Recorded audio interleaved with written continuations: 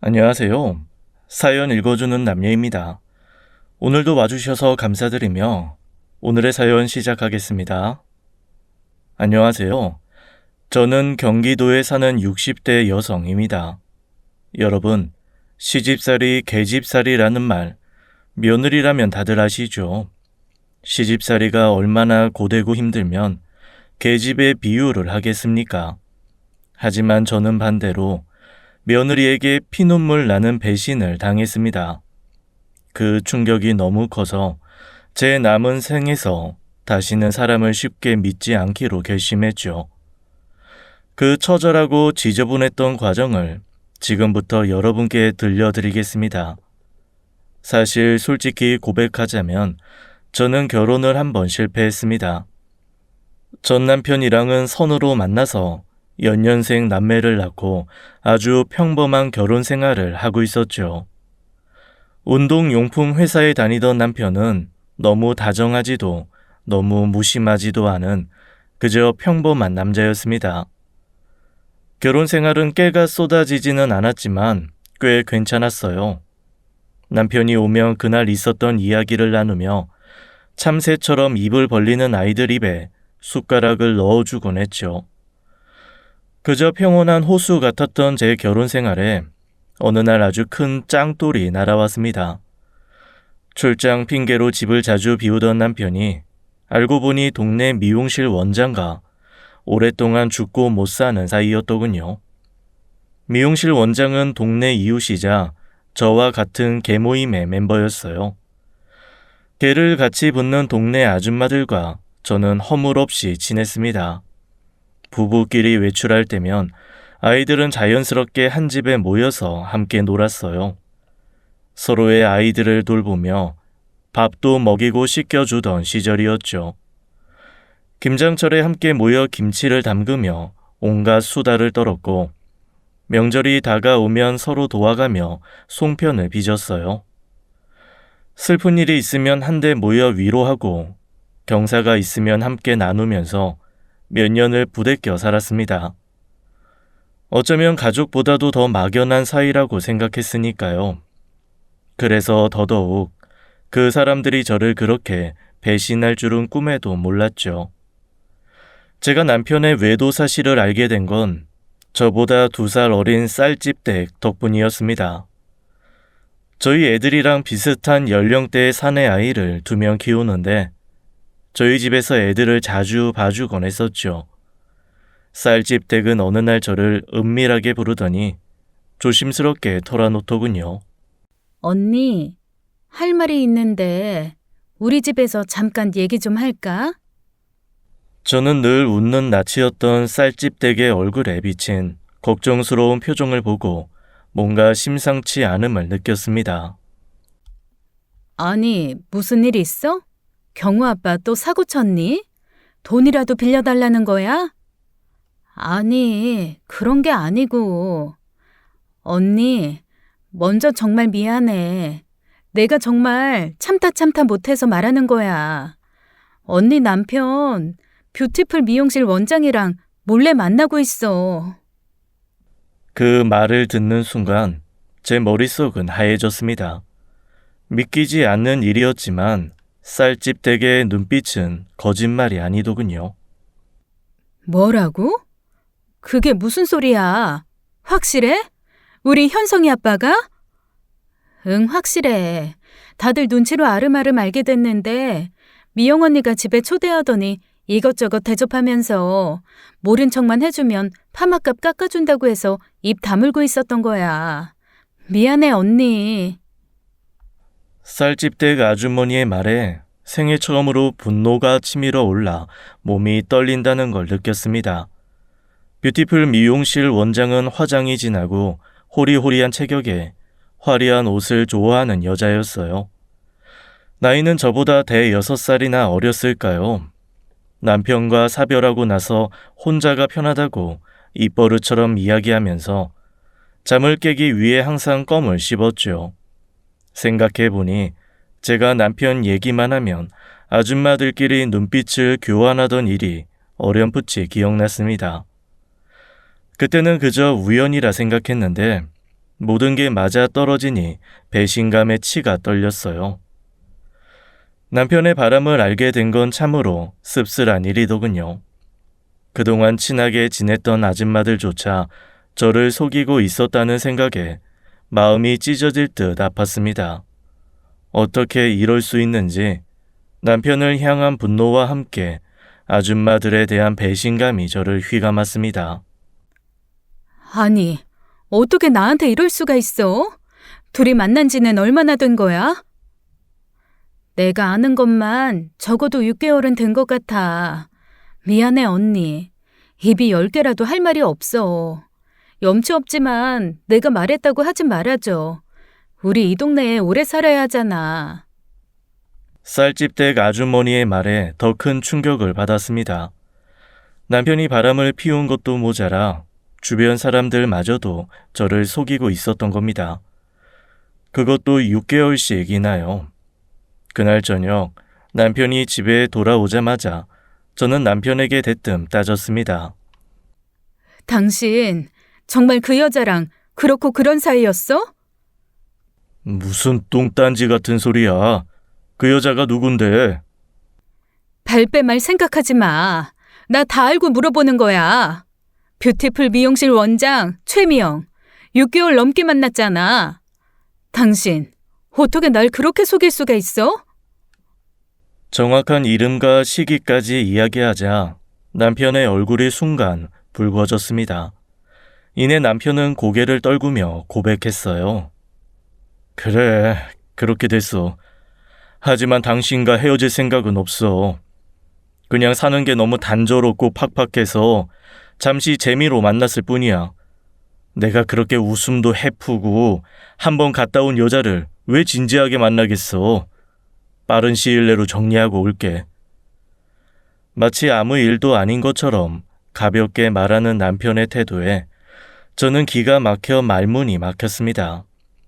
제가 대답을 안차 남편은 태연하게 저녁 메뉴를 물어보더군요. 아, 진짜라니까. 금방 정리할 테니까 조금만 기다려줘. 근데 오늘 저녁은 뭐야? 민종이랑 현송인 아직 놀이터에서 안 들어왔어? 저는 그런 남편의 무심한 태도에 질려버렸습니다. 마음속 깊은 곳에서 분노와 배신감이 치밀어 올라 입 밖으로 튀어나왔어요.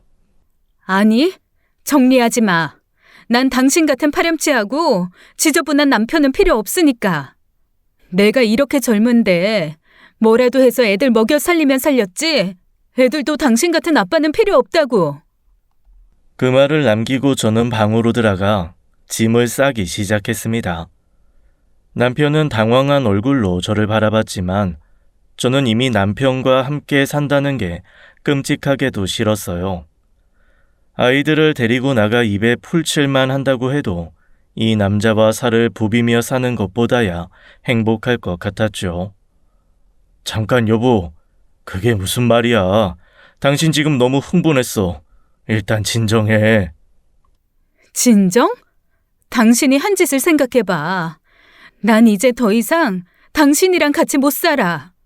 애들은 내가 데리고 나갈 테니까 어디 잘 먹고 잘 살아봐. 저는 막 집에 돌아온 아이들의 손을 잡고 집을 나섰습니다. 어디 가는 거냐며 쫑알쫑알 떠드는 저의 아이들을 보며 남편은 멍하니 서 있더군요. 저는 그날로 아이들과 함께 경기도에 있는 친정으로 향했습니다. 지금이라면 상간소송도 걸고 했겠지만 그때만 해도 여자가 이혼하면 재산도 없이 몸만 나가는 게 빈번한 시대였죠.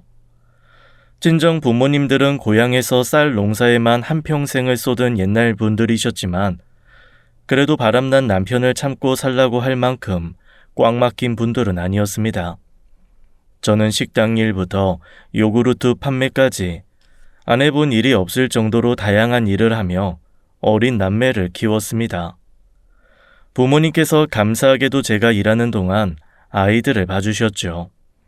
하루하루 버티며 아이들을 먹이고 입히기 위해 정말로 죽을 힘을 다해 일했어요. 다행히도 아이들은 그런 저의 고생을 알아주기라도 하듯 총명하고 똑똑하게 자라주었습니다. 학창 시절부터 공부도 열심히 하고 성실하게 살았던 아들은 우리나라 1등 대기업에 떡하니 붙었습니다.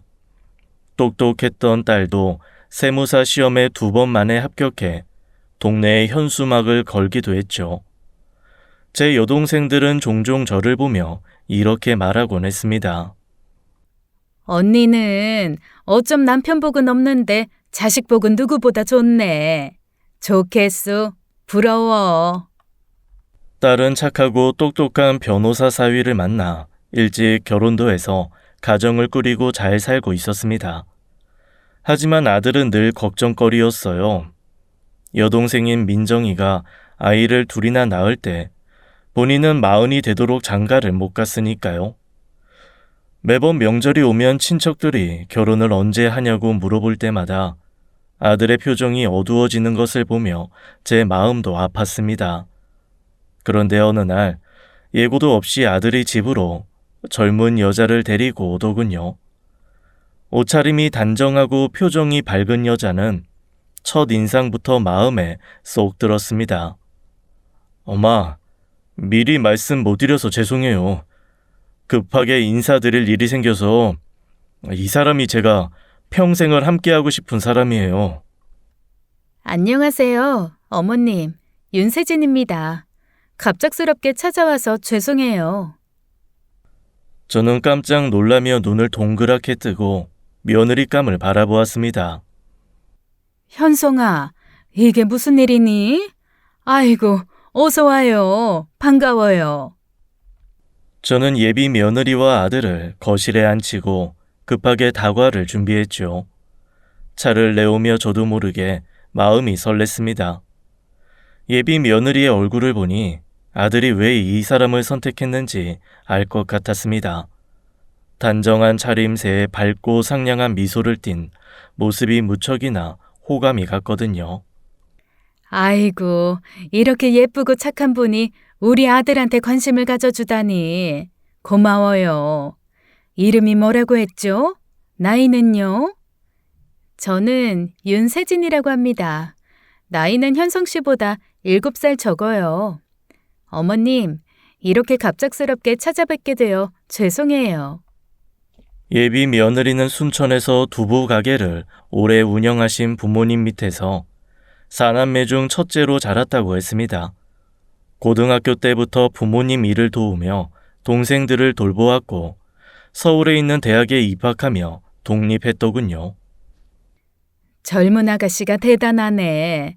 동생들을 돌보면서도 혼자 공부하고 일하며 살다니 정말 성실하네요. 그럼 아가씨는 지금 무슨 일을 해요? 예비 며느리는 수줍게 웃으며 대답했습니다. 유치원 선생님 일을 좀 했었어요. 지금은 사정상 그만뒀고요. 저는 그 말을 듣고 미소 지으며 말했습니다. 아유, 참한 분위기가 딱 유치원 선생님이랑 어울리네요. 우리 손주 낳아도 잘 키우겠다. 아주 마음에 들어. 고맙습니다, 어머님. 저 현성 씨와 함께 좋은 가정 꾸리고 싶어요. 저도 어릴 때부터 부모님 일을 도우면서 자라서 그런지 가족이 얼마나 소중한지 잘 알아요. 그리고 현성 씨는 저에게 큰 힘이 돼주는 사람이에요. 항상 저를 응원해주고 어려운 일이 있으면 함께 해결하려고 노력하는 모습이 정말 좋아요. 저는 똑똑하고 야무진 예비 며느리의 말에 감동했습니다. 무뚝뚝하기만 한 우리 아들에게 딱 맞는 사람이라는 확신이 들었죠. 아가씨 말을 들으니 우리 아들이 좋은 사람 만났다는 생각이 드네요. 정말 고마워요. 앞으로 우리 가족으로서 행복하게 지내봅시다. 엄마, 사실 우리 결혼식장도 이미 잡았어요. 최대한 빠른 날짜로 잡다 보니 9월이더라고요. 뭐? 9월이면 2달도 채 안 남은 거 아니니? 아니, 네 나이가 나이인 만큼 빨리 하면 좋지만서도 그렇게 서두를 이유가 있니? 사실 세진이가 임신 3개월 차예요. 그래서 결혼을 서둘러야 할 것 같아요. 평소 느긋한 성격의 아들이 결혼을 서두른 이유가 모두 밝혀지는 순간이었죠. 저는 아들의 말에 순간 놀랐지만 손주를 볼 생각에 금세 기쁨이 밀려왔습니다. 정말이야? 아유, 손주를 보게 되다니 너무 잘 됐구나. 빨리 결혼식을 준비해야겠네. 두 사람은 부끄러워하면서도 서로를 바라보며 웃고 있더군요.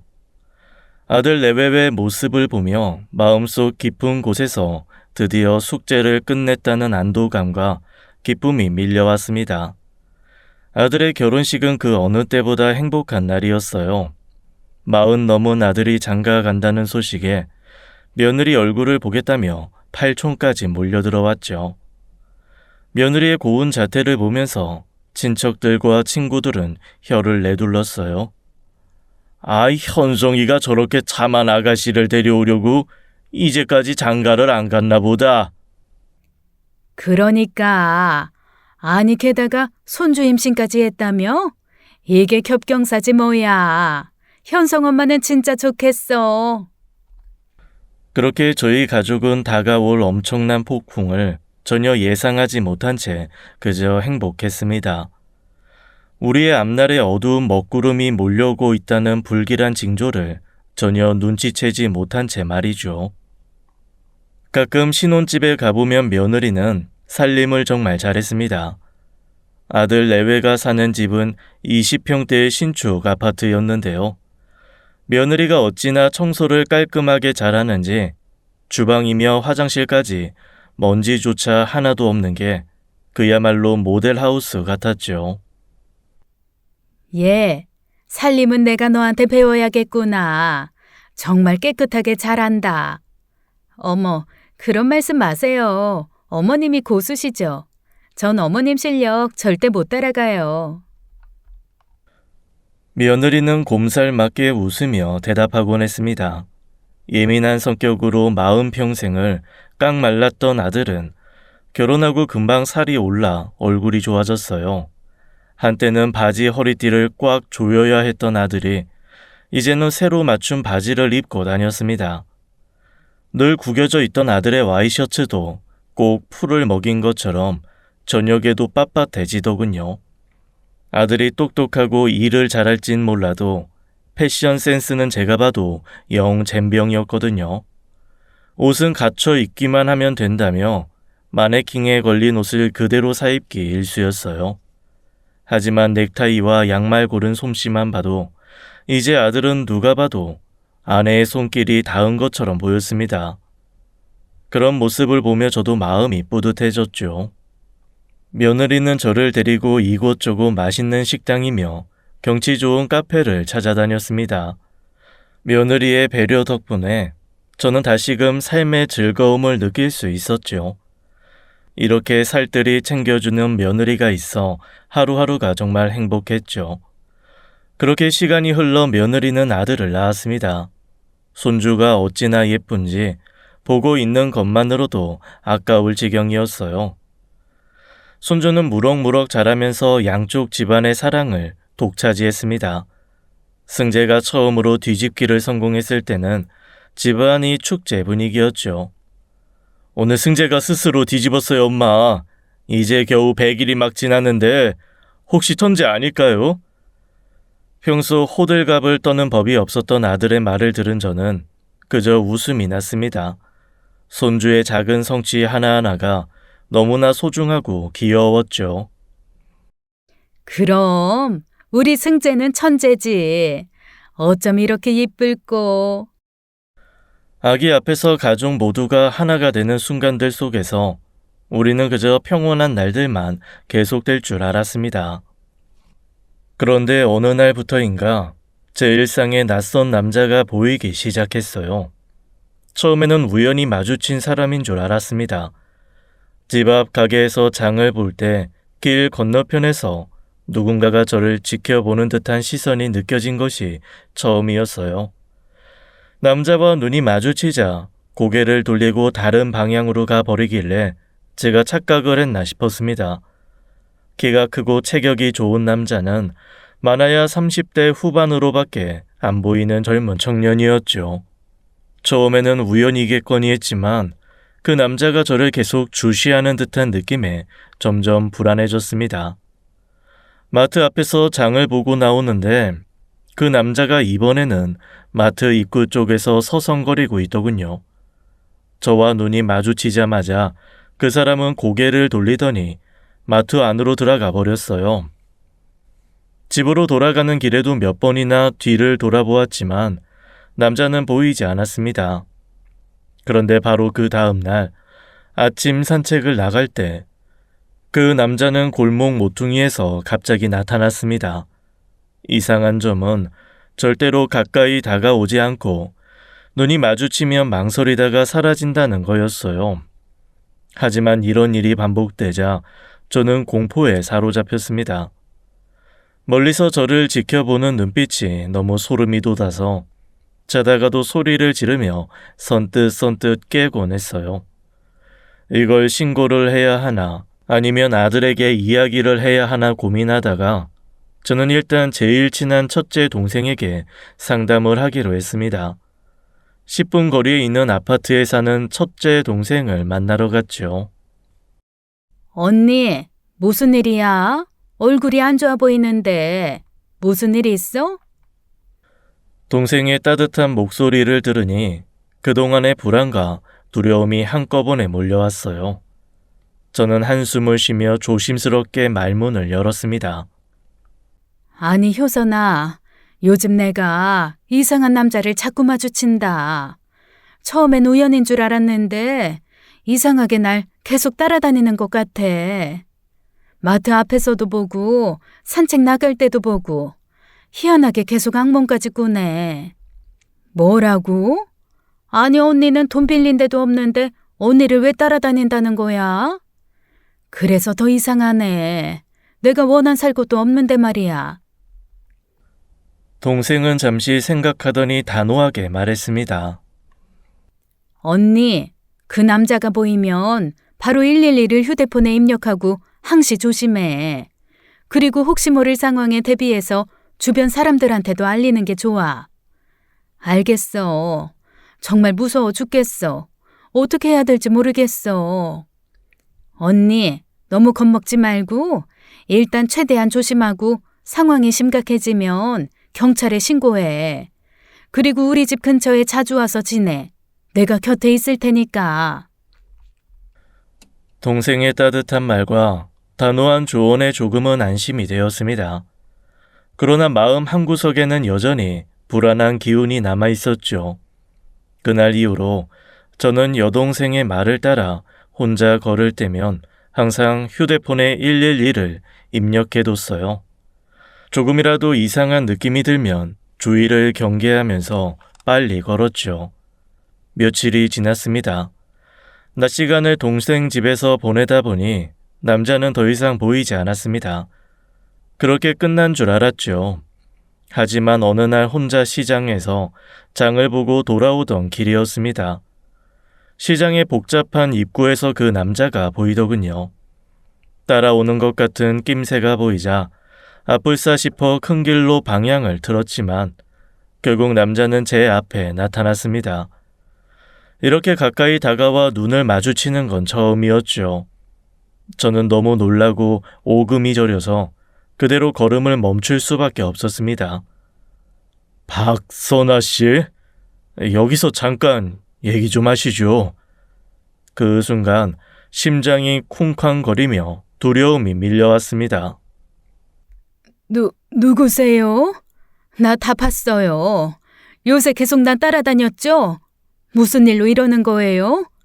빨리 말 안 하면 나 그냥 여기서 소리 지를 거예요. 지금 백주대낮이라 사람들도 많은 거 보이죠? 저는 떨리는 목소리로 물었습니다. 어찌나 무서웠는지 목소리가 떨려 나오는 게 스스로도 느껴질 정도였어요. 여차하면 소리를 지르고 근처 지구대라도 뛰어갈 심산이었죠. 근래 계속 쫓아다녀 놓고 이런 말 하는 게 이상하지만 저 나쁜 사람 아닙니다. 제 얘기 꼭 들으셔야 해요. 아주머니 며느리와 관련된 일이에요. 낯선 남자는 침착한 목소리로 말했습니다. 그 말에 귀가 번쩍 뜨였어요. 며느리와 관련된 일이라니 무슨 소리를 하려는 건지 알 수 없었습니다. 저는 불안한 마음에 그를 다시 쳐다보았습니다. 남자의 눈빛은 단호하고 진지했죠. 저는 잠시 고민하다가 결국 남자의 말에 귀를 기울이기로 했어요. 무슨 얘긴지 빨리 해요. 여기서 오래 서 있을 수는 없어요. 남자는 말없이 손을 주머니에 넣더니 작은 편지 봉투를 꺼내 건넸습니다. 오늘 꼭 집에 가서 읽어보세요. 남자는 짧게 말하고는 돌아서서 걸어갔습니다. 남자의 뒷모습이 완전히 사라질 때까지 멍하니 서 있던 저는 편지를 손 안에 쥔 채로 집으로 향했습니다. 손에 들린 종이는 그야말로 천근만근처럼 무겁게 느껴졌어요. 그 안에 담긴 내용이 저의 평온한 일상을 완전히 뒤흔들어 놓을 것만 같은 예감이 강하게 들었죠. 저는 남자의 말대로 집으로 돌아와 편지를 열어봤습니다. 남자의 인상과는 반대로 편지의 필체는 정갈하고 내용도 깔끔하게 정리되어 있더군요. 박선아 씨, 당신의 며느리는 원래 제 여자였습니다. 우리는 5년 동안 동거를 했습니다. 그러나 저와의 관계를 완전히 정리하지 않은 상태에서 당신의 아들과 결혼식을 올렸습니다. 윤세진이 낳은 아들은 확실히 제 아들입니다. 당신의 아들에게 이 사실을 알렸지만 아드님은 저를 미친 사람 취급했습니다. 제 말이 의심스러울 것입니다. 아이와 당신의 아들 사이에 친자 검사를 해보십시오. 정상준 010-1234-5678. 편지를 읽는 내내 손이 벌벌 떨렸습니다. 믿을 수 없는 내용이지만 편지에 담긴 남자의 진지한 어조는 저를 더욱 불안하게 만들었습니다. 이 상황을 대체 어떻게 풀어나가야 할지 전혀 모르겠더군요. 그날 밤 저는 잠을 이루지 못했습니다. 침대에 누워 눈을 감아보려 했지만 머릿속은 온갖 생각들로 어지러웠어요. 가슴속에서는 분노와 불안이 끌어올랐고 생각은 꼬리에 꼬리를 물었습니다. 결국 아침이 밝아올 때쯤 결심을 마친 저는 떨리는 손으로 휴대폰을 집어들었습니다. 마음 한켠에서는 며느리와 직접 이야기를 나눠봐야 하는 건가 고민이 떠나지 않았죠. 하지만 이 일을 들쑤시기 전에 그 남자가 아들을 정말 만났던 건지 먼저 확인해야만 했습니다. 저는 심호흡을 크게 하고 아들에게 전화를 걸었습니다. 어미로서 어찌 잘 살고 있는 아들 가정을 파탄내고 상처 주고 싶겠습니까? 할 수만 있다면 시간을 돌려버리고 싶은 피눈물 나는 심경이었어요. 오랜만에 단둘이 점심을 먹자고 이야기하자 아무것도 모르는 아들은 흔쾌히 수락하더군요. 제가 숟가락을 뜨는 둥 마는 둥 하자 아들은 그제야 이상한 낌새를 눈치챈 것 같았습니다. 엄마, 무슨 일 있어요? 오늘 이상하게 식사를 못 하시네. 현성아, 사실은 네가 꼭 들어야 할 이야기가 있다. 뭐길래 그러세요? 며칠 새에 엄마 살도 엄청 빠지셨어.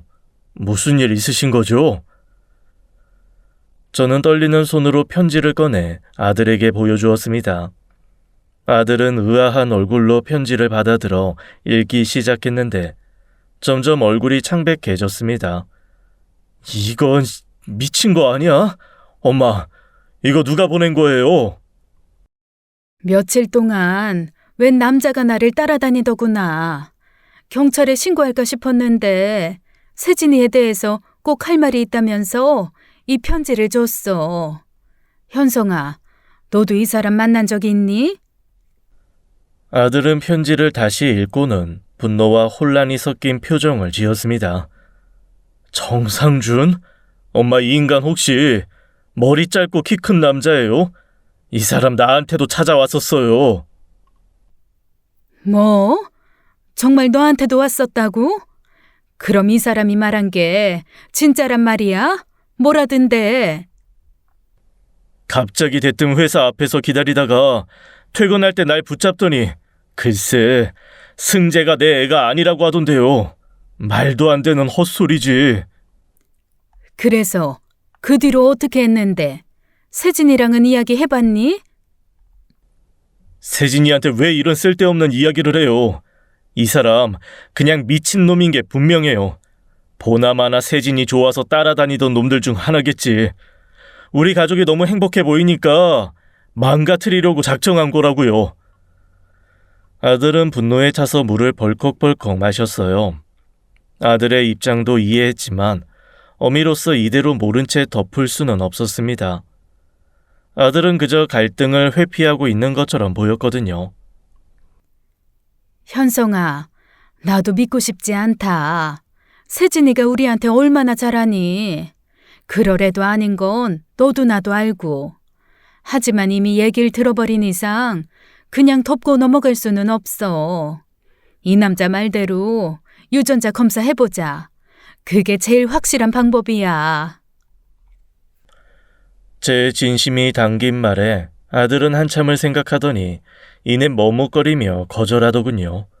엄마, 저 정말 그러고 싶지 않아요. 저희가 왜 그 남자 말 때문에 유전자 검사까지 해야 해요. 저 그냥 이대로 살고 싶어요. 그럼 이대로 계속 불안하게 살 거야? 그냥 유전자 검사만 눈 딱 감고 해보자, 현성아. 나도 아니라고 믿고 있어. 세진이는 모르게 검사만 해보자고. 아들은 단호한 표정으로 고개를 저었습니다.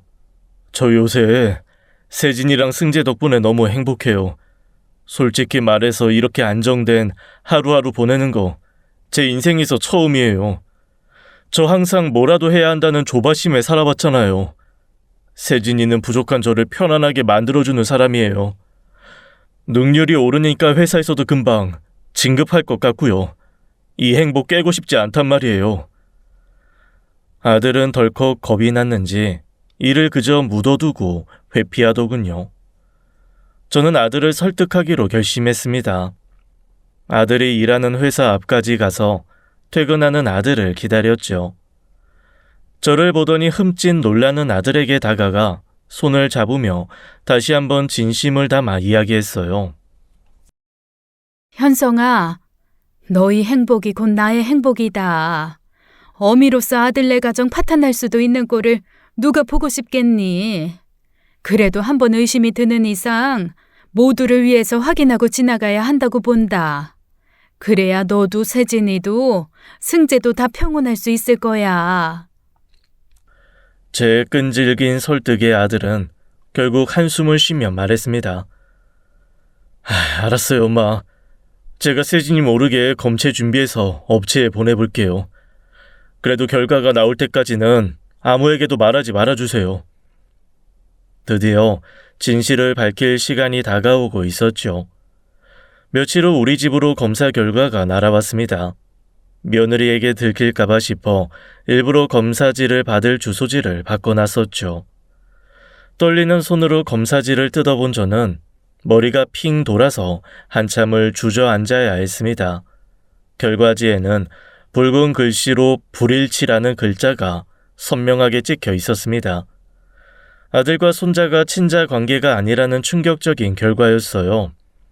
반차를 내고 달려와 결과지를 본 아들은 얼굴이 붉어졌다가 푸르게 변하더니 결국 새하얘지더군요. 아들의 목소리는 떨리고 눈에는 충격과 혼란이 가득했어요. 엄마, 이건 말도 안 돼요. 승재 칫솔이며 머리카락까지 걷어서 확실히 확인하고 두 군데나 맡겼어요. 검사 결과가 틀릴 수가 없는데 그럼 승재가 제 아들이 아니라고요? 이럴 수가... 현성아, 아이고, 이게 무슨 일이야. 세진이가 어떻게 우리한테 이럴 수가 있어. 하지만 언제까지고 둘이서 넋이 나가 앉아있을 수는 없었죠.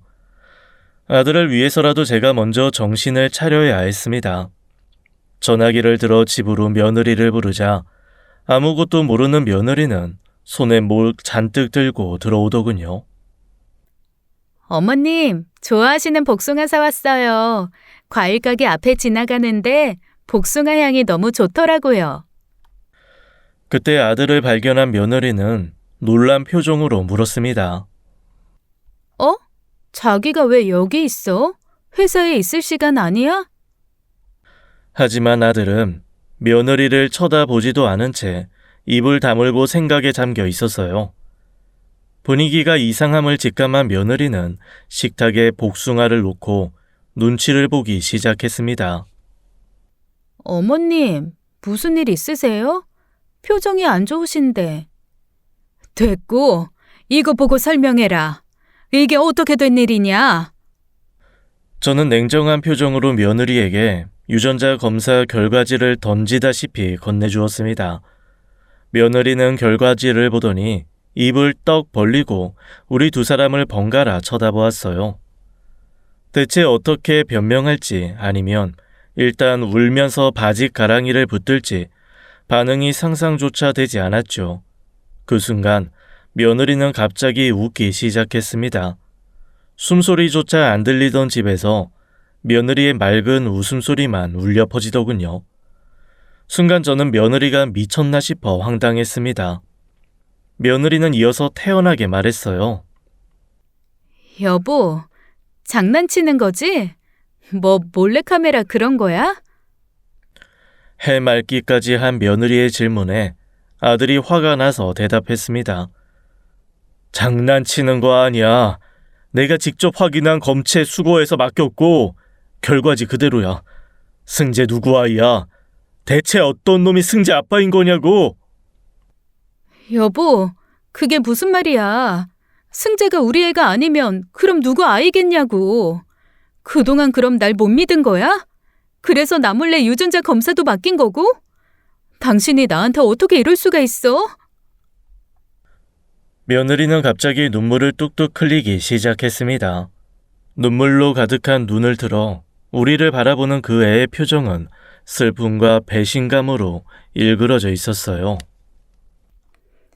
나 2년 동안 당신한테 최선을 다했잖아.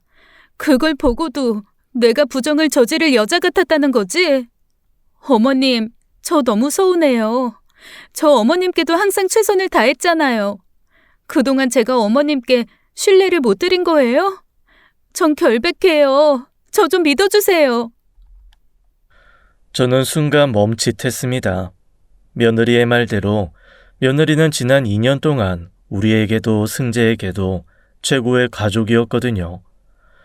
며느리의 눈물에 숨겨진 진실을 알지 못해 더 혼란스러웠어요. 하지만 이미 시작된 이상 끝을 봐야만 했죠. 정상준, 알지? 그 남자가 저번 주에 꼭 할 말이 있다며 나를 찾아왔더구나. 며느리는 깜짝 놀라 반문했습니다. 방심하고 있다가 바늘에라도 찔린 듯한 고통스러운 표정이었어요. 네? 어머님이 그 사람을 어떻게... 그래, 모른다고 못하겠지. 그 남자가 너랑 5년을 같이 살았고 승재가 자기 애라면서 유전자 검사해보라더라. 제 이야기를 들은 며느리는 갑자기 더 목 놓아 눈물을 흘리기 시작했습니다. 저도 현성이도 멈칫할 만큼 너무나도 구슬픈 울음소리였어요. 어머님, 여보. 정상준은 제가 처음 일을 시작할 때부터 따라다녔던 스토커예요. 계속 만나달라고 조르길래 무서워서 이사까지 갔었고 그 뒤에 현성 씨 만나서 결혼한 거예요. 앙심 품고 이젠 우리 가족한테까지 손을 뻗친 모양이에요. 며느리의 가련한 눈물의 아들은 눈에 띄게 안절부절 못하더군요. 저조차 깜빡 넘어가서 늙은 애미가 헛다리를 짚고 멀쩡한 가정을 깨는 게 아닌가 싶을 정도였죠. 하지만 심호흡을 하고 다시 마음을 다잡았습니다. 이렇게 검사 결과지가 떡하니 있는데 그럼 그 사람이 허언증에 미친놈이라는 거야? 그런 일이 있으면 진작 우리한테도 얘기를 했어야지. 어머님, 미리 말 못한 건 죄송해요. 근데 그 사람 폐쇄 정신병동도 다녀온 사이코의 정신병자예요. 현성 씨랑 결혼하고는 주위에 안 보이길래 이제 저 포기한 줄 알았다고요. 어머님, 저 진짜 아니에요. 제가 그런 부정한 짓을 했을 리가 없잖아요. 예, 우리가 검사지를 붙들고 입씨름을 할 이유가 하등없다. 마지막으로 물으마. 승재, 현성이 아이 맞니? 저는 다시 한번 강하게 물었습니다. 하지만 며느리는 끝까지 발뺌하며 변명하더군요. 어머님, 검사 결과가 잘못된 게 분명해요. 뭔가 오류가 있었을 거예요. 제가 승재 낳는 날 그 자리에 계셨잖아요. 어머님, 저 좀 믿어주세요. 하지만 유전자 검사는 절대 틀릴 수 없었습니다. 승재의 검체 결과를 아들이 직접 수거해서 보냈기 때문에 가장 잘 알고 있었죠. 내내 상황을 지켜보던 아들은 무겁게 입을 열었습니다. 나는 그동안 당신이랑 승재만 보고 살았는데 어떻게 이렇게 배신할 수 있어? 당신이 그 집에 있어. 내가 나올 테니까. 일 정리될 때까지 얼굴 보고 싶지 않아. 여보, 오해야. 설마 나보다 그 남자 말을 더 믿는 거야? 우리 승재는 그럼 그동안 나 혼자 키우라고? 우리 승재를 아빠 없는 아이로 자라게 할 거야? 며느리의 눈물 섞인 외침을 듣자 마음이 찢어질 것 같이 아팠습니다. 승재, 두 돌이 채 안 된 그 작은 아이는 어미 잘못 만나 이런 병고를 당하는 건가 싶었죠. 아들은 승재 이야기에 멈칫했지만 며느리의 눈을 바라보지 않으려 애를 쓰면서 이야기했습니다. 당분간 집에 안 들어갈 거야. 마음 좀 정리되면 연락할게. 아들의 차가운 대답에 며느리는 절박한 표정으로 다가와 아들의 손을 잡더군요. 하지만 아들의 표정은 그저 고요했습니다. 여보, 제발. 내가 아니라고 말했잖아. 뭔가 착오가 있겠지. 승재 어린이집 친구 머리카락이 묻어온 거 아닐까? 유전자 검사 한 번만 다시 맞게 해줘. 어? 승재가 당신 아이인 거 내가 꼭 증명할게. 어? 아들은 며느리에게 냉정하게 말했습니다. 긴 말 안 할게. 네가 가져온 거 챙겨서 집에 가. 오늘은 네 얼굴 못 볼 것 같다. 어머님은 아시잖아요. 제가 그럴 리 없다는 거. 제발 한 번만 더 검사해보면 안 될까요? 정말 너무 억울해서 그래요. 며느리는 저에게 다가와 검사를 다시 하자며 매달렸지만 결과는 똑같을 거라는 걸 알고 있었죠. 며느리가 그렇게 울면서 돌아가고 아들은 착잡한 마음에 방문을 닫고 그대로 나오지 않았습니다. 방문 밖으로 새어 나오는 전화 소리를 들어보니 회사에도 며칠씩이나 휴가를 낸 것 같았어요. 저는 아들이 걱정돼 문 앞에 음식을 가져다 줬지만 아들은 잠시 혼자 있고 싶다는 말뿐이었습니다. 딸 민정이가 소식을 듣고 달려와 문을 두드려도 똑같은 반응뿐이었죠. 하루 이틀 그렇게 아들의 방문은 굳게 닫혀 있었어요. 그리고 사흘째 되던 날 아들은 스스로 방문을 열고 나왔습니다. 과일을 깎던 저를 아들을 보고 깜짝 놀랐어요. 사흘 만에 수염이 부숭하게 자라고 얼굴이 부쩍 수척해진 아들은 눈에 눈물이 그렁했습니다. 엄마, 제가 나이는 40씩이나 먹고 너무 못나게 굴었어요. 눈 감아도 세진이랑 승재 얼굴이 떠올라서 일상생활을 할 자신이 도저히 없었거든요. 엄마는 하루 종일 저만 걱정하시는 거 보고 이제 정신 차렸어요. 죄송해요. 엄마도 저만큼 가슴 아프실 텐데. 저는 아들을 부둥켜 안고 엉엉 울었습니다. 그동안 참아왔던 뜨거운 눈물이 아들의 볼을 타고 줄줄 흘러내렸습니다. 우리는 서로의 슬픔을 공유하며 한참을 울었죠. 엄마, 저 이혼 소송하려고요. 그 전에 진실을 알고 싶어요. 아들은 조심스럽게 편지를 준 남자에게 전화를 해보고 싶다고 이야기했습니다. 저는 깊은 한숨을 내쉬며 아들의 결심을 지지해 주기로 했어요. 아들은 며칠 동안 모은 용기를 가지고 쪽지에 적힌 번호로 전화를 걸었습니다. 만약을 대비해 저와 딸까지 스피커폰으로 같이 듣고 있었죠. 신호가 몇 번 울리더니 낯선 남자의 목소리가 들리더군요. 여보세요. 아들은 떨리는 목소리로 말했습니다. 저 세진이 남편 박현성입니다. 당신 말대로 유전자 검사도 끝냈고 이제 정리할 일만 남았어요. 대체 이게 무슨 일인 건지 물어보려고 전화했습니다. 저한테 그 정도 권리 있지 않나 싶어서요. 남자는 잠시 침묵하더니 차분하게 대답했습니다. 네, 전화 잘하셨습니다. 어제 세진이가 저한테 전화해서 뭐라는지 아세요? 머리카락 몇 올만 달라고 하더군요. 통화 내용을 옆에서 듣던 저는 경악하며 말했습니다. 뭐라고요? 머리카락은 왜? 설마? 왜겠습니까? 뻔하잖아요. 제 머리카락 가져가서 친자 검사지를 바꾸려는 심상이었겠죠. 남자는 혹시 몰라 녹음까지 했다고 하며 통화 내용을 보내주겠다고 했습니다. 아무것도 묻지 말고 머리카락 몇 올만 보내줘. 그럴 일이 있어서 그래. 통화 내용 속의 여자 목소리는 처음 듣는 절박함이 담겨 있었지만 며느리가 확실히 맞았어요. 그 순간 모든 믿음이 산산조각 나는 기분이 들었습니다. 며느리의 눈물은 역시 다 거짓말이었던 거죠. 우리 가족을 어디까지 속이려고 작정했는지 이제는 치가 떨릴 정도로 끔찍했어요. 두 사람 대체 무슨 사이예요? 아들네 가정도 이제 다 파탄나게 생긴 판에 사실관계나 따져 묻자고요. 남자는 한숨을 쉬더니 털어놓기 시작했습니다. 세진이와 저는 오래전부터 만난 연인 관계였습니다. 서로가 가장 어려울 때 만나 5년을 같이 살면서 결혼까지 약속했었죠. 근데 저도 세진이도 부모 도움 없이 아등바등 살다 보니 모은 돈이 없었어요. 둘이 한 달 내내 일해도 간신히 월세 내고 빚 갚으면 저금도 못하는 형편이었습니다.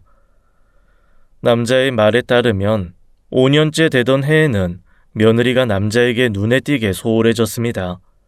화장도 하고 옷도 예쁘게 입고 집에 늦게 들어오는 일이 많아졌다고 합니다. 처음에는 다른 남자가 생긴 건가 했지만 아닐 거라고 믿었어요. 그런데 갑자기 세진이가 임신을 했고요. 기뻐하며 작게라도 식을 올리자고 이야기했더니 세진이가 엄청나게 화를 냈습니다. 이렇게 구질구질하게 살기는 싫다며 우연히 만난 대기업 다니는 남자랑 결혼할 거라고 하더군요. 이제껏 이렇게 열심히 살았는데 이제 좀 편하게 살아도 되지 않냐면서요. 그리고는 그대로 자취를 감췄습니다. 그 뒤로 남자는 사라진 여자친구를 찾아 헤매다가 우연히 며느리가 아이와 함께 지나가는 모습을 봤다고 합니다. 핏주름 끌린다는 게 그런 거였을까요? 자기 어린 시절과 똑 닮은 아이를 보고 자기 아이라는 확신이 들었다고 했습니다. 진실을 알려야겠다는 생각에 저를 따라다녔던 거고요. 말이 끝나자 전화기 너머로 무거운 침묵이 흘렀습니다. 저는 차마 믿을 수 없어 머릿속에서 남자가 했던 말들을 되새기고 있었죠. 그동안 쌓아온 행복이 산산조각으로 부셔지는 순간이었습니다. 놀라셨다면 죄송합니다. 하지만 제 아이가 맞아요. 이러는 게 박현성 씨에게도 저에게도 못할 짓이지만 꼭 진실을 밝혀야 한다고 생각했습니다. 무슨 말씀인지 이해됐어요. 덕분에 마음 정리 확실히 됐네요. 정리되면 제가 다시 한번 전화드리죠. 폭풍이 지나간 아들은 오히려 담담해 보였습니다. 우리는 그동안 며느리와 남자가 주고받은 문자 메시지며 통화 내역, 수백 장의 커플 사진들을 넘겨받았습니다. 사진 속에는 며느리와 남자가 다정하게 포즈를 취하고 있는 모습이 담겨 있었죠. 제가 아는 그 고운 얼굴이었지만 이제는 차마 똑바로 쳐다볼 수가 없더군요. 이 모든 증거들을 모아 아들은 이혼 소송을 준비했습니다. 며느리에게 소장이 갔을 즈음 그 주 토요일에 사돈 내외가 우리 집으로 찾아오더군요. 현관문을 열자마자 두 내외가 고개를 숙이며 눈물을 흘리는 걸 보고 저와 아들은 적잖이 놀랐습니다. 딸의 이야기를 듣고 마음고생을 많이 했는지 두 사람 모두 눈이 퀭하게 들어가 있더군요. 사부인, 정말 죄송합니다. 우리 딸이 큰 잘못을 저질렀어요. 그래도 제발 한 번만 용서해 주실 수는 없을까요? 그동안 세진이 사부인께 참 잘했잖아요.